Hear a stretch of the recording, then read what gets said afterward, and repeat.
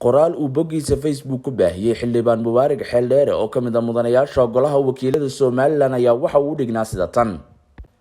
Waxa maanta dhima sharafeed Hotel Mega Palace isugu yimi kuna yeeshay aqoonyahan odayaal siyaasiyiin madax bannaan oo ay ku jiraan wasiiro hore, barasaabyo hore, xildhibaano golo deegaan iyo sidoo kale xildhibaano golo wakiilo iyo xubno ka tirsan xisbiga mucaaradka wadani, waxaanay dhammaantood ay isku raaceen in ay ka mideysan yihiin in la dhiso murashaxa madaxweyne ee xisbiga mucaaradka wadani Dr. Cabdiraxmaan Ciro iyo in abaalkii raagay ee beelweynta Garxajis inugu lahaayeen la celiyo doorkan ee ay ku dhiseen Maxamed Xaaji Ibraahim Cigaal sanadii 1957 iyo 1960 iyo sidoo kale 1997.